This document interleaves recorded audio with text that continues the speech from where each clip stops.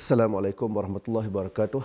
Innal hamdalillah nahmaduhu wa nasta'inuhu wa nastaghfiruh wa na'udzu billahi min syururi anfusina wa min sayyiati a'malina. Man yahdihillahu fala mudhillalah wa may yudlilhu fala hadiyalah. Asyhadu an la ilaha illallah wahdahu la syarikalah wa asyhadu anna Muhammadan abduhu wa rasuluh. Allahumma salli ala Muhammad wa ala alihi wa ashabihi ajma'in. Amma ba'd. Muslimin muslimat sidang penonton, mudah-mudahan dirahmati Allah Subhanahu wa taala. Syukur kita kehadrat Allah Subhanahu wa taala. Insya-Allah pada pagi ini kita akan adakan kuliah sebagai kuliah subuh, iaitu yang saya ambil daripada kitab Riyadhus Salihin bab fadlus salawat, iaitu kelebihan salat. Iaitu sebuah kitab yang kita ambil seperti mana yang saya sudah maklum, kitab ini telah dibacakan oleh beberapa asatizah atau beberapa ustaz sebelum ini dan menceritakan di dalam bab-bab yang lain. Disebabkan dalam kitab Riyadhus Salihin, kalau kita melihat, dia menceritakan daripada awal-awal kehidupan kita, daripada awal kita nak buat apa sampailah kita nak meninggal ke posmo dalam kehidupan kita. Boleh katakan 90% kehidupan kita dia ada diceritakan, hadis-hadis ni ada diceritakan di dalam kitab Riyadhus Salihin ini. Jadi pada pagi ini saya nak bawa kepada tuan-tuan iaitu kitab Fadlus Salawat, iaitu bab yang ke-187. Dalam Riyadhus Salihin, Imam An-Nawawi rahimahumullah kebanyakan dalam babnya dia akan mulakan dengan Al-Quran. Sebagai mengambil keberkatan Al-Quran, iaitu kalamullah yang pertama. Kalau kita katakan, kita bagi ucapan talk apa semua. Tidak kita menyelitkan kalamullah. Kalau bahasa Arab dia kata bitraq, iaitu satu kata-kata yang percakapan yang kita katakan tak mantap. Pasal apa kita kata tak mantap? Kalamullah itu adalah kalam yang sempurna dan kalam itu dia tidak ada syak wasangka padanya. Sedangkan kalam kita, bahasa kita, dia masih lagi ada keraguan. Jadi Imam An-Nawawi di dalam kitabnya dia akan mulakan dengan dalam kitab Riyadhus Salihin ini dia mulakan dengan kalamullah, iaitu ayat Quran, lepas tu baru letakkan hadis Nabi SAW. Okey, kita lihat di sini. Imam Nawawi dalam kitab ini dimulakan dengan qala Allah Ta'ala innas salata tanha 'anil fahsya'i wal munkar. Sesungguhnya salat itu mencegah daripada perbuatan keji dan munkar. Okey. Sesungguhnya salat, kita huraikan sikit. Sesungguhnya salat merupakan satu ibadah yang diketahui, ibadah yang kita ketahui. Bila kita salat ni orang tahu, iaitu yang dimulakan dengan takbir, disudahi dengan salam. Iaitu kita tahu salat. Salat juga kalau kita dari segi bahasanya mengatakan doa. Doa itu juga dianggap sebagai salat. Dan kalau kita maksud di sini fadlus salawat ini dalam kitab ini mengatakan salat itu yang kita tahu muftatahatun bitakbir wa mukhtatatun taslim. Dimulakan dengan takbir, disudahi dengan salam. Apa-apa kita katakan perbuatan, dimulakan dengan takbir, disudahi dengan salam. Maksud dia, kita angkat takbir, habis itu kita bagi salam, itu salat. Tak kira lah jenazah ke, tak solat jenazah ke, solat zuhur ke, solat sunat ke, yang tu namakan salat. Dan dia merupakan rukun Islam. Kalau kita melihat, kalau salat mafruḍah, salat yang difardukan merupakan rukun Islam yang kedua selepas syahadah. Sebaik-baik rukun Islam selepas syahadah. Turutan dia yang kedua dan dia merupakan sebaik-baik rukun Islam. Siapa? Kenapa sebaik-baik rukun Islam? Selepas syahadah. Satu, semua boleh kena buat dan semua boleh buat. Kalau haji tak semua boleh buat. Kalau puasa tak semua boleh buat. Zakat tak semua boleh buat. Berbanding dengan solat. Solat dia kata dia sakit, dia boleh sembahyang cara duduk. Kalau dia kata dia tak boleh duduk, dia boleh sembahyang cara berbaring. Kan tu katakan solat ini dia rukun yang Islam yang sebaik-baik, rukun Islam yang kedua yang terbaik. Yang pertama yang itu. Yang kedua, solat itu manusia dia berhubung terus dengan Allah Subhanahu wa taala.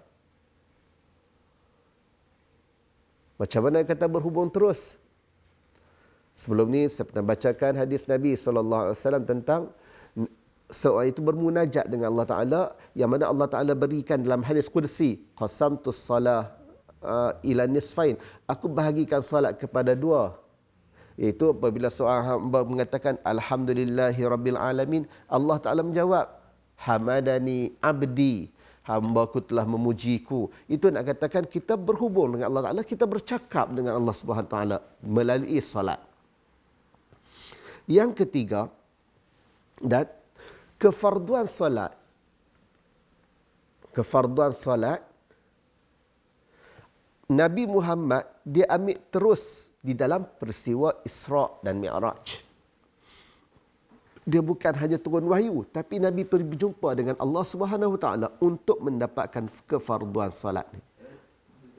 Kalaulah satu-satu benda kita bayangkan, satu-satu benda kita dengan ketua kita. Ketua kita bagi arahan melalui email ke, melalui WhatsApp ke, melalui pesan ke orang ke. Dengan ketua kita, dia nak jumpa kita sendiri untuk bawa satu tugasan. Yang mana lebih penting? Yang mana lebih hebat? Yang mana kita katakan lebih benda tu besar bagi kita, tanggungjawab yang besar. Sudah pasti yang dia nak jumpa kita sendiri berbanding dengan dia pesan kat kita, dia hantar WhatsApp kat kita ke, dia hantar surat kat kita ke, dia bagi tahu kat orang semua. Yang tu kita katakan satu tugasan, tapi kalau tugasan itu dia nak jumpa kita sendiri, itu lebih besar. Jadi itulah katakan kefarduan solat yang dapat terus daripada Allah Subhanahu Wa Ta'ala dalam peristiwa Isra' dan Mi'raj. Itu solat. Allah Subhanahu Wa Ta'ala ni Maha Pengasih, Maha Penyayang, Maha Pengasih. Di samping kefarduan solat yang kita katakan fardu, kita ni sebagai hamba dia kena melakukan ibadah, kena melakukan solat kepada dia dan ibadat-ibadat yang lain. Tapi Allah Ta'ala dia masih lagi bagi ganjaran. Dia masih lagi bagi pahala kepada kita. Dia masih lagi bagi kepada kita kenikmatan dan sebagainya. Sedangkan kalau kita katakan bila kita sebagai hamba, Allah Ta'ala suruh kita buat je lah. Kan? Dia nak bagi ke, dia tak mau bagi ke, itu atas Allah Ta'ala. Tapi rahmat Allah SWT, kasih sayang Allah SWT, dia suruh kita buat, dia anggap kita sebagai hamba, dia suruh kita buat, dapat pula pahala. Dan Islam, kita katakan Islam ini satu agama rahmat yang mana Nabi Muhammad SAW ajarkan kepada kita untuk berhubung dengan Allah SWT, untuk kita terus beribadah kepada Allah SWT melalui salat. Kita hamba Allah Ta'ala, andainya kita bayangkan, andainya kita tidak ada satu ibadah yang khusus, satu ibadah yang Allah Ta'ala letakkan, Nabi ajak kepada kita. Kita sebagai hamba, kita rasa kita nak mendekatkan diri kepada Allah SWT, tapi tak ada siapa ajak. Tak ada satu ibadat yang diajarkan kepada kita. Sudah tentu pelbagai kita caca merba. Dia ni nak buat macam ni, dia ni nak buat macam ni, dia ni nak buat macam ni, dia ni nak buat macam ni. Tapi Allah SWT dia melalui Nabi Muhammad SAW ajar kita nak beribadah, nak mendekatkan diri kepada Allah, nak dapat pahala banyak. Ini cara dia. Antaranya salat. Walau bagaimanapun, kita lihat daripada sini, walau bagaimanapun, inna salata tanha anil fahsya'i wal munkar. Salat itu dapat mencegah daripada al-fahsya' wal munkar. Ada beberapa ayat Al-Quran. Ada beberapa ayat Quran yang mana Allah Ta'ala bagi ancaman kepada orang-orang yang bersolat. Tak mana ancaman dia? Ayat dalam surah Al-Ma'un yang kita semua kita beritahu. Fawailul lil musallin allazina hum an salatihim sahun allazina hum yura'un. Maka celakalah kepada orang-orang yang bersolat. Tadi cerita solat ni penting apa semua, ni celakalah kepada orang-orang yang bersolat. Allazina hum an salatihim sahun, orang yang lalai dalam solat mereka, orang yang nak menunjuk-nunjuk dalam solat mereka. Satu. Allah Ta'ala bagi tahu lagi dalam surah An-Nisa ayat 142. Innal munafiqina yukhadi'una Allah wa huwa khadi'uhum wa idza qamu ila salati qamu kusala yura'una an-nas wa la yazkuruna Allah illa qalila. Sesungguhnya orang-orang golongan-golongan munafik ini, mereka ini menipu Allah. Sedangkan mereka itu ditipu. Apabila mereka itu bangun untuk menunaikan solat, mereka bangun dengan cara malas. Bangun dengan cara malas, yura'unan nas, dan untuk depan sembahyang ni apa dia? Nak bagi orang tengok. Wala yazkurunallaha illa qalila. Mereka ini tidak mengingati Allah melainkan sikit. Na'udzubillah min zalik. Mereka ini orang yang bersolat, bukan orang tak bersolat. Orang tak bersolat cerita lain. Dia tak termasuk dalam golongan orang bersolat. Orang bersolat ni Allah Ta'ala bagi tahu. Siapa dia sifat dia ni? Orang munafik. Sifat dia tu apa dia? Wa idza qamu ila salah, bila orang bangun untuk solat, orang suruh bangkit ataupun dia bangkit untuk solat, qamu kusala. Bangun dengan cara malas. Malah lah nak solat. Bangkit subuh ni, nak bangkit sejuk-sejuk hujan lah ni, nak bangkit solat. Malah. Qamu kusala. Lepas tu, zaman Nabi dulu, yura'unan nas. Dan zaman sekarang ni pun ada juga. Bangkit semayang, lepas tu pasal apa? Nak bagi orang tengok, oh dia ni semayang. Wala yazkurunallaha illa qalila. Mereka ini tidak mengingati Allah melainkan sikit. Dua ancaman kepada orang yang bersolat. Macam mana kita nak dapat solat yang betul-betul berkualiti? Sebab kita melihat ada saja orang solat tapi dia masih lagi menipu. Ada saja orang solat tapi masih lagi melakukan dosa besar. Ada saja orang solat tapi dia masih lagi melakukan benda-benda yang kita katakan yang tidak diredai Allah, yang dimurkai oleh Allah Ta'ala. Kita takut orang-orang ini dia termasuk di dalam ayat fawailul lil musallin ataupun innal munafiqina yukhadi'un Allah. Dia termasuk dalam sini dan dia tak termasuk dalam inna salata tanha 'anil fahsya'i wal munkar. Macam mana kita nak berubat daripada benda tu? Hadis Nabi sallallahu alaihi wasallam an Anas anna Nabiy sallallahu alaihi wasallam qala man shalla 40 yawman jama'atan yudriku takbiratul ula kutibat lahu bara'atan minan nar wa bara'atu minan nifaq. Hadis yang riwayat At-Tirmizi dihasankan oleh Al-Albani. Daripada Anas bin Malik radhiyallahu anhu, daripada Nabi sallallahu alaihi wasallam telah bersabda, barang sesiapa yang salat 40 hari secara berjamaah dan dia mendapat takbiratul ihram yang pertama, takbir yang pertama. Maksudnya dia bukan masbuk. Dia semayang semalam 40 hari. Dalam 40 hari dia sembahyang berjemaah tu dia dapat takbir yang pertama. Ditulis baginya 2 kebebasan. Kebebasan daripada api neraka. Satu benda yang amat besar. Kebebasan daripada nifaq. Cabar diri kita, boleh tak buat macam ni? 40 hari yang mana dia solat itu dia solat secara berjamaah, dia mendapat takbiratul ihram.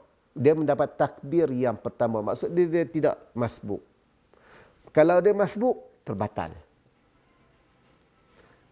Jadi kalau orang itu dia dapat benda ni, dia dapat melakukan dengan ibadah dia dapat melakukan benda ni, selamat dia daripada yang awal atas tadi. Fawailul lil musallin alladzina hum sahun alladzina hum yura'un, dia selamat. Innal munafiqina yukhadi'un Allah wa huwa khadi'uhum wa idza qamu ila salati qamu kusala yura'una an-nas, pun dia tak termasuk golongan tu. Dia bukan hadis yang orang kata dulu kata semayang 40 waktu. Bukan sembahyang 40 waktu di Masjid Nabawi, tak.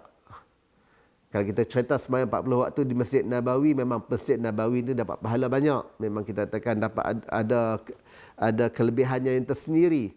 Tapi kalau sembahyang waktu 40 waktu, sembahyang 40 waktu di Masjid Nabawi itu merupakan hadis yang tidak sahih. Ada mengatakan hadis mungkar.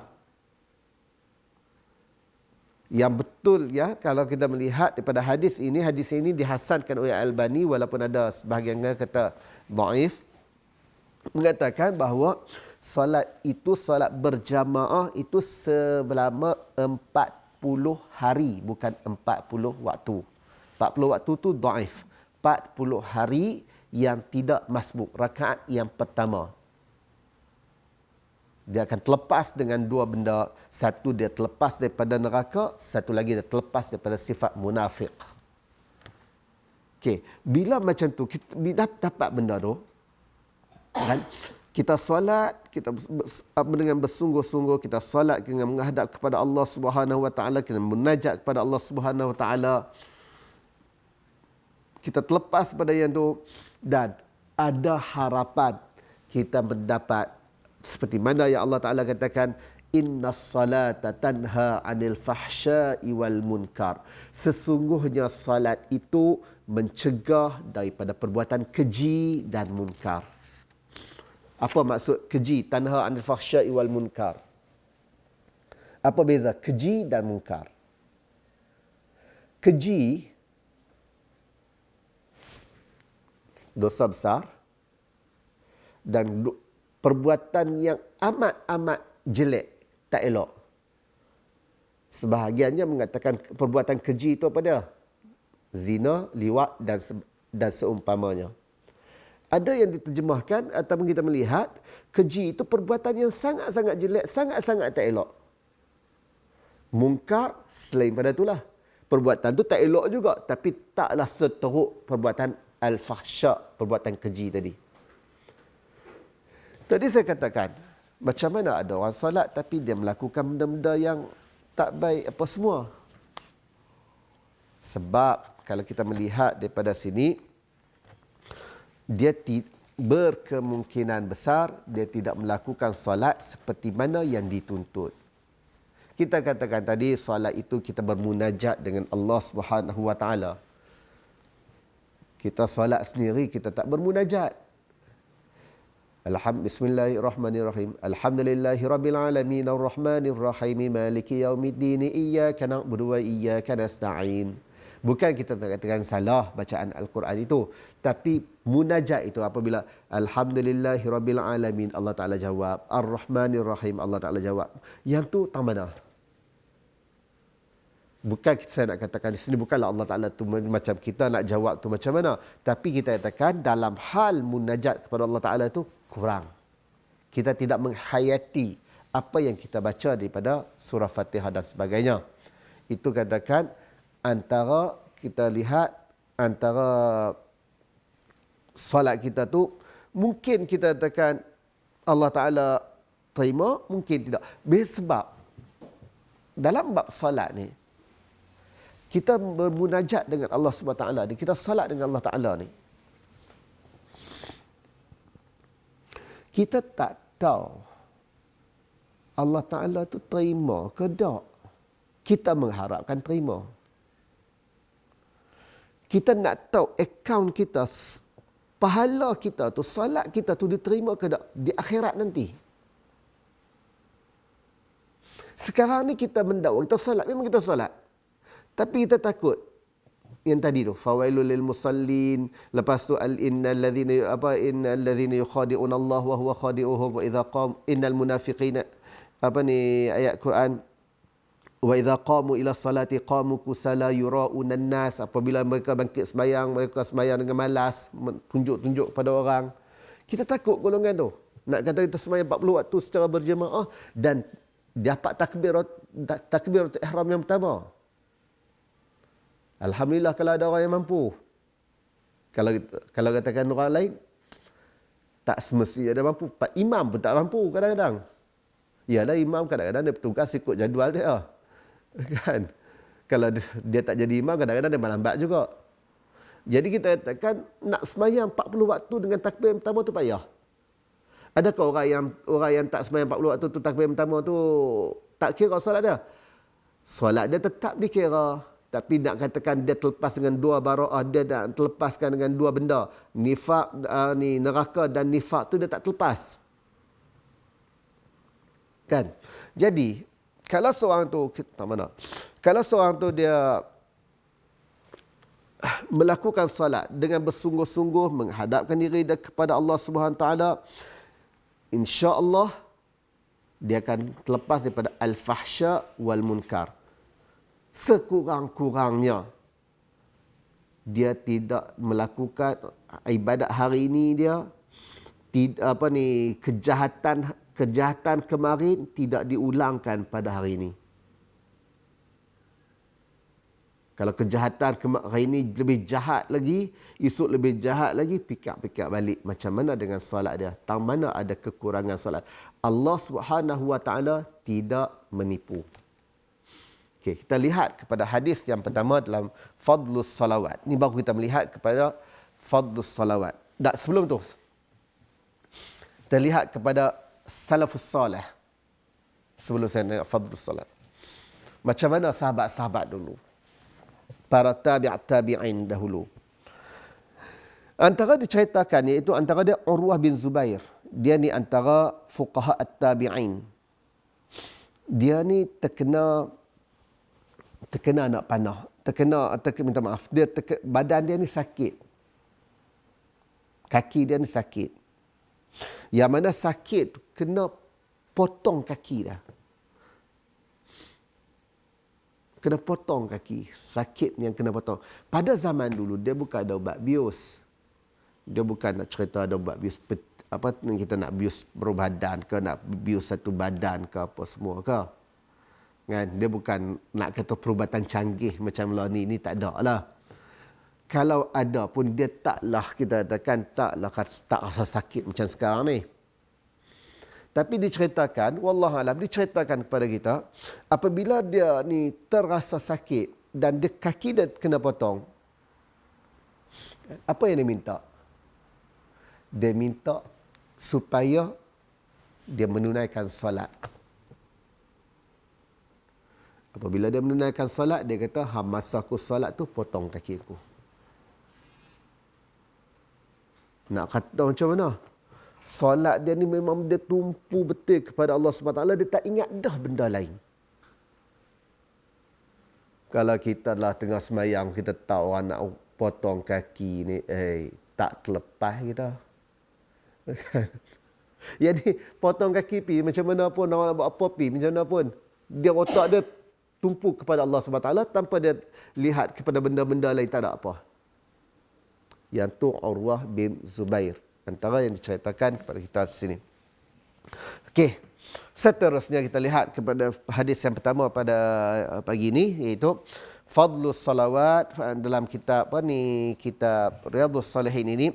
An Abi Hurairah radhiyallahu anhu qala Sami'tu Rasulullah sallallahu alaihi wasallam ara'aitum law anna nahran bi babi ahadikum يغتسل منه كل يوم 5 مرات هل يبقى من درنه شيء قال لا يبقى من درنه شيء قال فذلك مثل الصلوات الخمس يمحو الله بهن خطايا.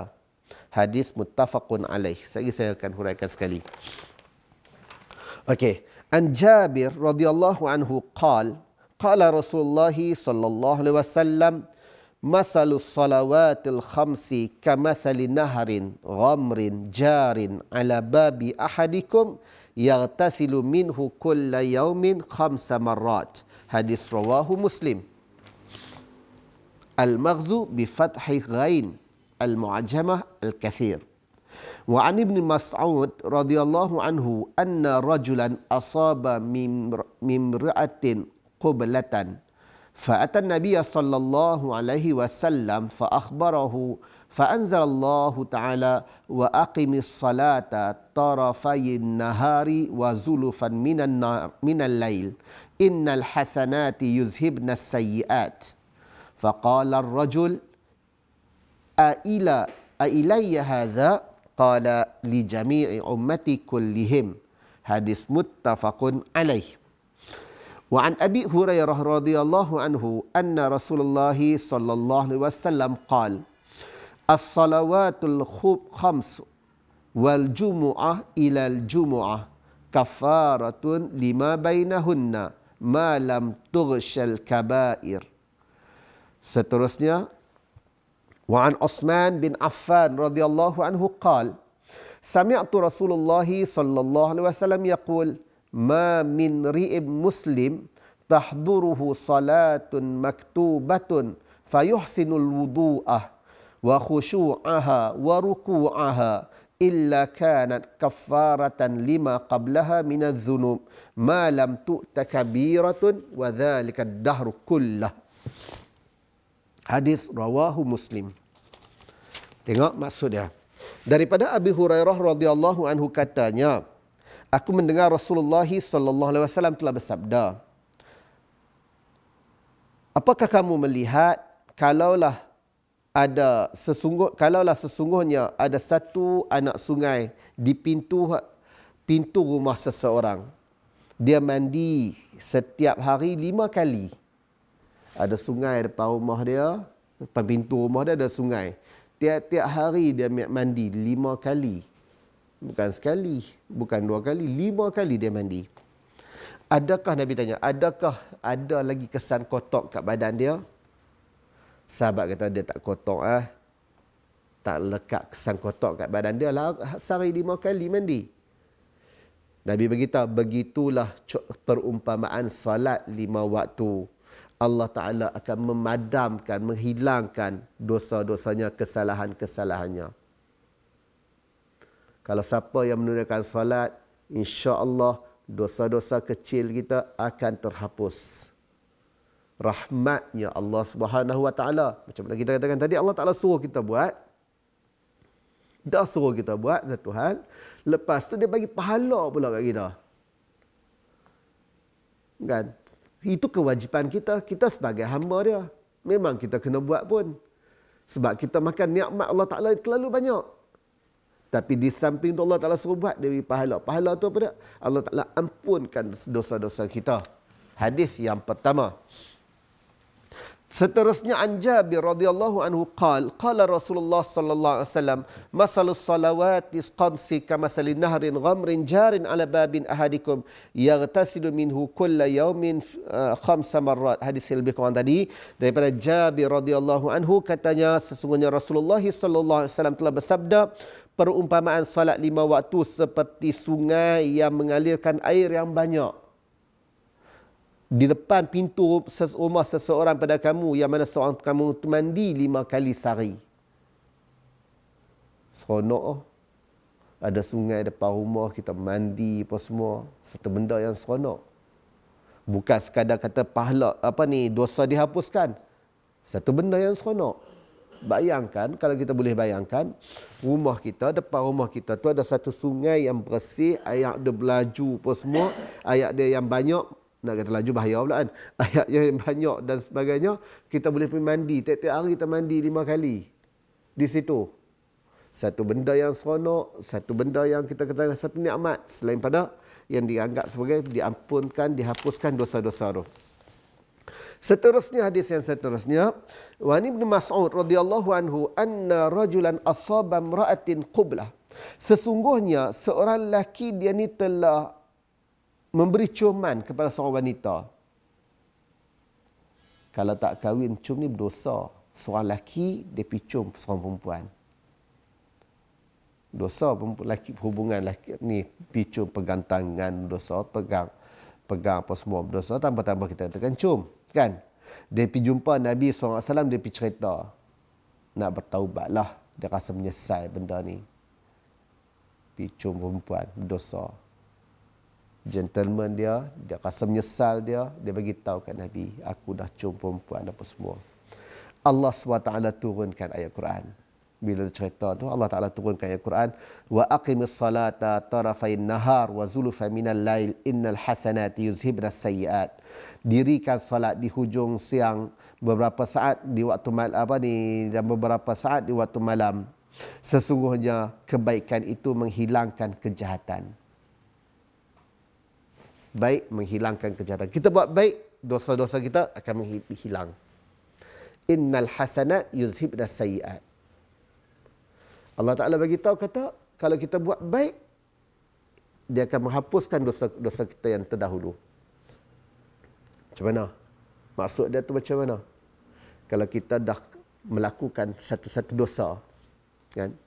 Melakukan satu-satu dosa tu bukan dosa, kita katakan dosa kecil apa semua, dan bukanlah dianggap sebagai dosa besar yang perlu bertaubat dan sesungguhnya.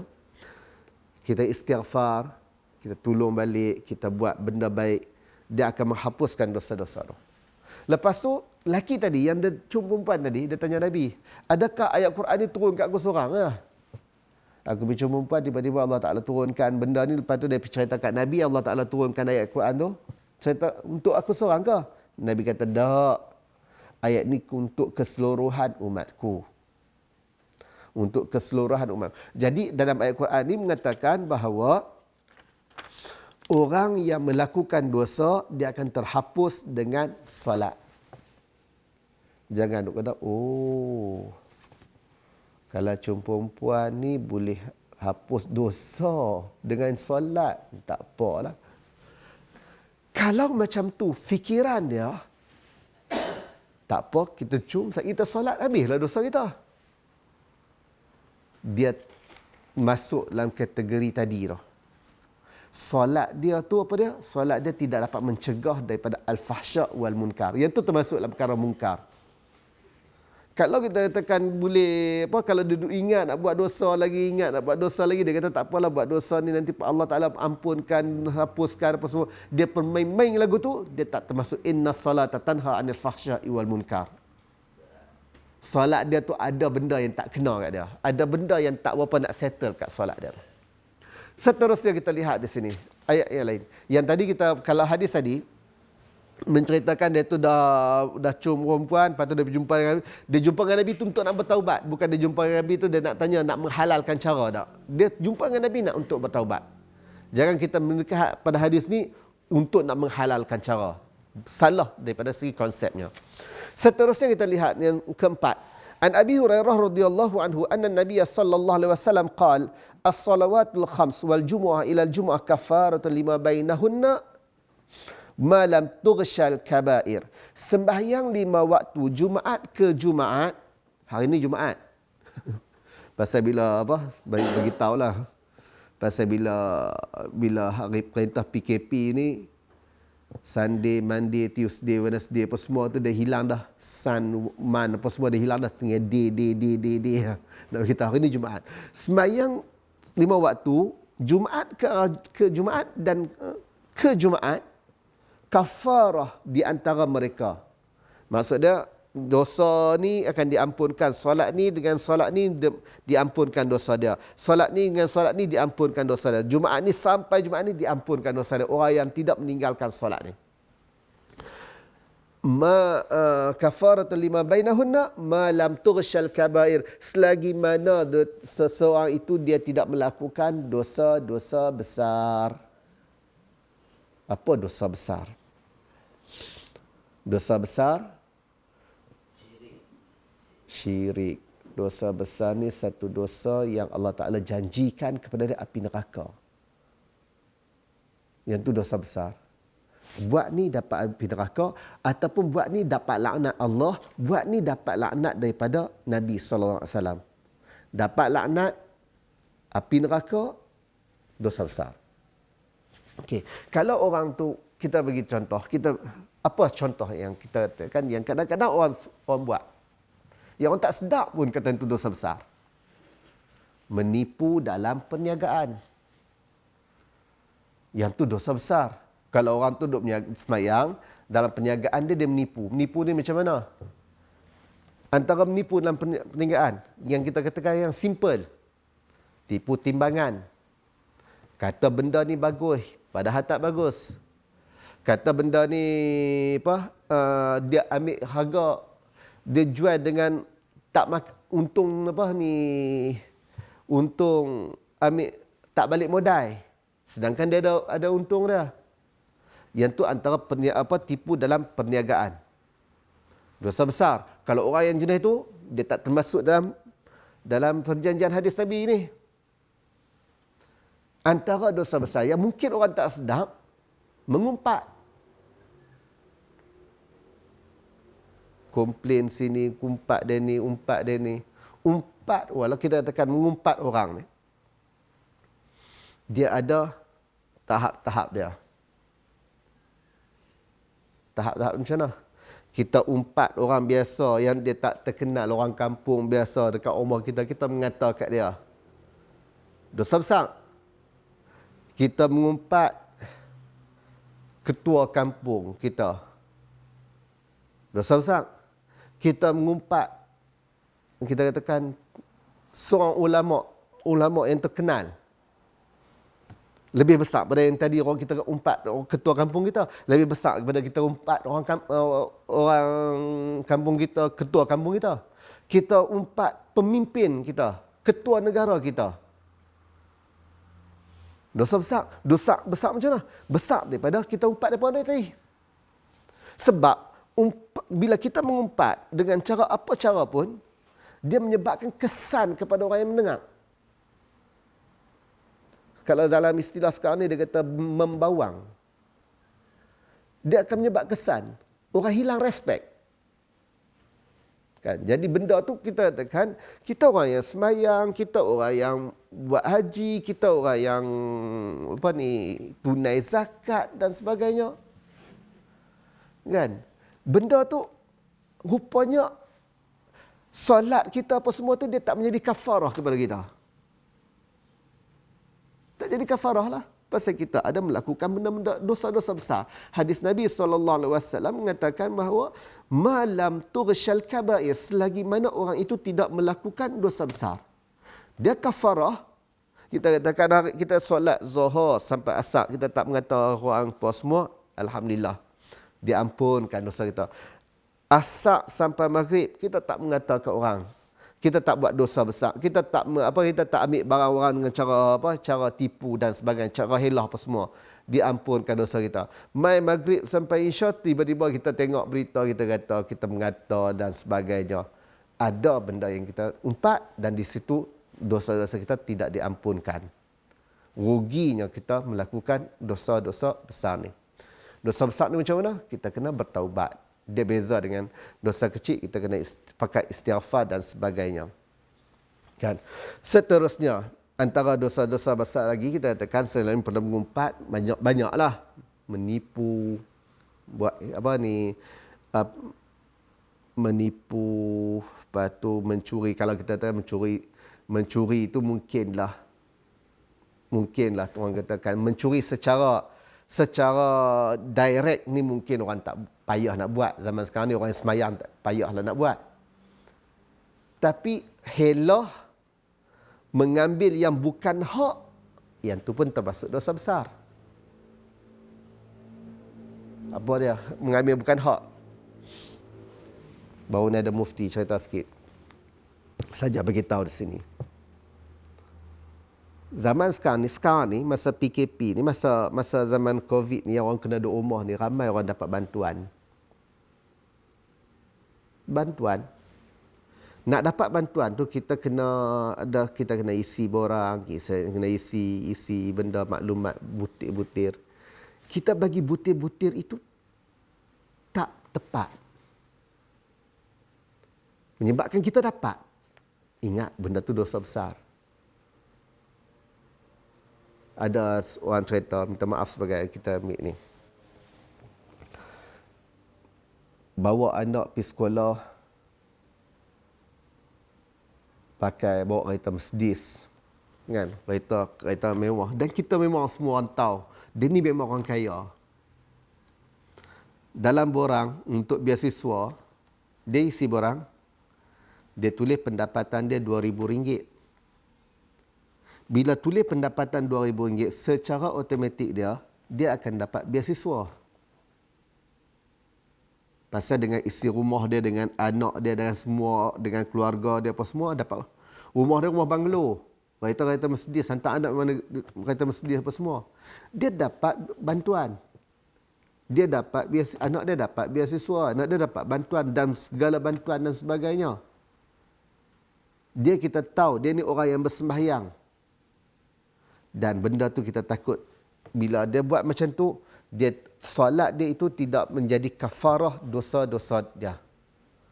Siapa yang kita rasa macam tu, yang terlakukan benda macam tu, bertaubat supaya kita mendapat pahala seperti mana yang telah dijanjikan oleh Nabi SAW.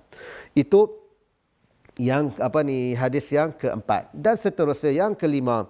An Uthman bin Affan radhiyallahu anhu qala sami'tu Rasulullah sallallahu alaihi wasallam yaqul ma min ru'in tahduruhu salatun maktubah fayuhsinul wudu'ah wa khushu'aha wa ruku'aha illa kanat kafaratun lima qablaha minaz zunub ma lam tu'ta kabirah wa dhalika ad-dahra kullah. Hadis yang lebih kurang tadi daripada Uthman bin Affan radhiyallahu anhu katanya, aku mendengar Rasulullah sallallahu alaihi wasallam telah bersabda, mana-mana seseorang muslim yang dia datang untuk menunaikan solat maktubah, solat-solat yang secara fardu dan dibaikkan, dicantikkan wuduknya. Wuduk ni pun dikira. Dicantikkan wuduk dia. Dia ambil wuduk ni memang elok-elok. Maksud elok-elok tu macam mana? Wuduk dia ni sempurna dan dia tidak membazirkan air. Ambil wuduk tu dah sempurna dah. Dan air, dia tak ada membazirkan air. Kan? Bukan katakan bila cantik wuduk ni dia mesti membazirkan air. Tak. Wuduk tu yang sempurna. Dan dia semayang dalam keadaan khusyuk, dalam keadaan dia menghadapkan diri kepada Allah SWT, dengan dia bermunajat sungguh-sungguh dengan Allah SWT, dengan solat dengan cara baik, dia rukuk pun dengan cara baik. Maksudnya dalam solat dia semua dengan cara baik, bukan dengan solat dengan cara nak habis cepat. Bukan dengan solat cara janji buat. Kadang-kadang manusia ni dia kata dia janji dia buat.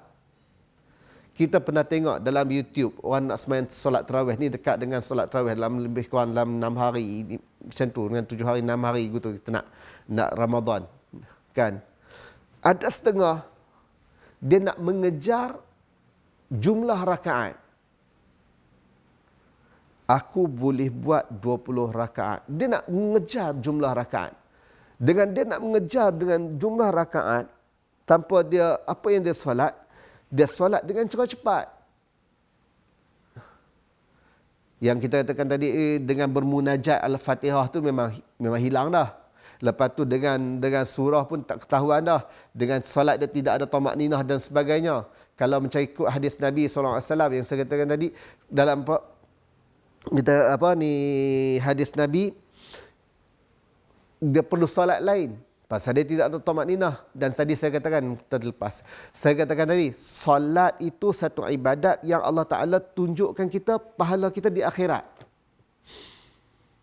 Bukan pahala dia kita solat, timbul dapat 27 pahala. Nampak 27 pahala. Satgi semaya asak nampak pula 27 pahala. Kita takut-takut, kita habis solat, pahala tak ada. Orang buat assignment, orang buat kerja, pelajar universiti dia buat kerja, assignment dan sebagainya. Kan? Bila dia buat sikit, dia hantar kat pensyarah dia. Pensyarah dia tengok, pensyarah dia kata buat lain. Dia buat pula. Pensyarah dia tak puas hati, buat lain. Buat pula. Okey, pensyarah dia kata okey. Macam ni aku terima. Pensyarah dia bagi markah. Tak apa. Pasal ada peluang untuk dia memperbaiki. Kita solat. Allah Ta'ala tak kata, ni solat ni aku tak terima. Sembahyang lain. Solat ni tak terima, sembahyang lain. Tak. Kita solat, kita anggap macam terima. Dan memang kita mengharapkan, kita mendoakan supaya solat kita diterima. Tapi bila kita nak tahu benda tu diterima ke tak, di akhirat. Jadi betul lah katakan, berdasarkan dengan yang ini, Allah Ta'ala beritahu, Nabi SAW beritahu, mana-mana seorang Muslim yang dihadir solat fardu, dia baik dalam solat fardu dia memperelokkan wuduknya, dia khusyuk, dia khusyuk dalam solat dia khusyuk dalam rukuk dia, melainkan solat-solat itu kafarah sebagai penghapus dosa dia yang sebelum-sebelumnya selagi mana dia tidak melakukan dosa besar, seperti mana yang kita baca hadis yang pertama. Selagi mana dia tidak datangkan dosa besar. Wazalika dahra kullu, yang demikian itu setahun seterusnya, setahun keseluruhannya. Maksudnya sepanjang tahun dia buat macam tu, selama mana dia buat macam tu, dosa-dosa dia akan diampunkan. Itu pentingnya kita katakan satu solat, satu lagi tidak melakukan dosa-dosa besar. Jadi dia akan mengampunkan dosa-dosa kita dan sebagainya. Rahmatnya Allah SWT berikan kepada kita. Dia bagi kepada Nabi Muhammad, dia ajar kepada Nabi Muhammad untuk solat. Nabi Muhammad ajar kepada kita solat, cara kita nak beribadah kepada Allah Ta'ala. Dan bila katakan solat itu diwajibkan, Allah Ta'ala bagi pula kepada kita pahala-pahala yang mana kita, kalau kita melihat yang ni memang wajib pun kita buat, Allah Ta'ala berikan dengan jumlah yang tak nikmat yang cukup banyak.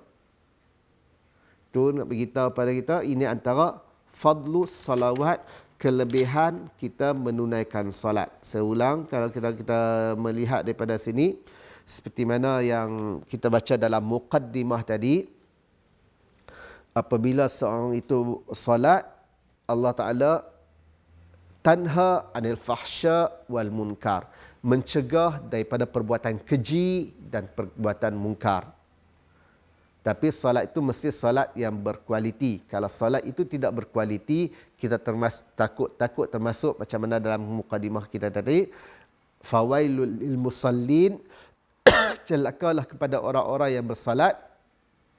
Lepas tu Allah Ta'ala katakan pula, innal munafiqina yukhadi'un Allah, sesungguhnya orang-orang munafik itu dia menipu Allah. Allah Ta'ala bagikan contoh golongan orang munafik, iaitu golongan munafik apa? Mereka itu solat, apabila mereka solat, qamu kusala, mereka itu balas, bangun dengan cara malas, mereka solat untuk menunjuk kepada orang.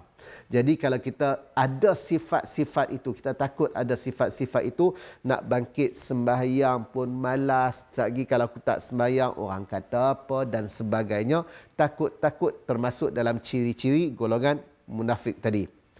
Lepas tu, bila dah kita katakan solat dengan penuh khusyuk dan kita tidak meninggalkan solat-solat kita, Nabi SAW kata kita tak ada dosa. Tak ada dosa sama ibarat kita mandi, sehari kita mandi lima kali. Kalau sehari lima kali mandi tu tak ada kotor, macam tu dengan solat tidak ada dosa. Seterusnya, kalaulah dia tu buat dosa kecil, dengan solat akan terhapus. Macam mana dalam cerita ni, seorang lelaki dia telah mencium seorang perempuan, lepas tu dia tanya Nabi, turun ayat Al-Quran, Allah Ta'ala berkata, innal hasanati yuzhibna sayyi'at, sesungguhnya benda-benda baik itu menghilangkan benda-benda jahat. Lelaki itu pun dia rasa macam lega apa semua, adakah ayat Al-Quran diturunkan aku seorang? Nabi kata, tak, untuk orang ramai semuanya boleh menghapuskan dosa. Seterusnya, hadis ni menceritakan tentang solat itu, antara waktu-waktu itu antara Jumaat dengan Jumaat, orang yang sembahyang dengan cara khusyuk dan sebagainya, dia merupakan kafarah, penghapus dosa-dosanya selagi mana seseorang itu tidak melakukan dosa-dosa besar. Dosa besar itu banyak. Saya katakan dosa besar itu banyak. Kalau kita jelas, kalau kita jangan ingat dosa besar itu hanya zina, mencuri, berzina, mencuri, tuduh buat qazaf. Dia banyak benda. Dan kalau kita melihat daripada segi perincian dia, takut kita termasuk orang yang melakukan dosa besar. Macam saya katakan tadi, orang yang declare harta, orang yang isytihar harta untuk dapat bantuan dalam keadaan yang bukan hak dia mengambil, itu pun termasuk daripada dosa-dosa besar. Itu sebagai pengakhirat ataupun sebagai khulasah, sebagai kita katakan kesimpulan apa yang kita bacakan hadis dan Riyadhus Salihin tentang bab fadlus salawat, bab kelebihan salat. Rasanya cukup dulu untuk pagi ini. InsyaAllah di kesempatan lain kita akan jumpa pula. Assalamualaikum warahmatullahi wabarakatuh.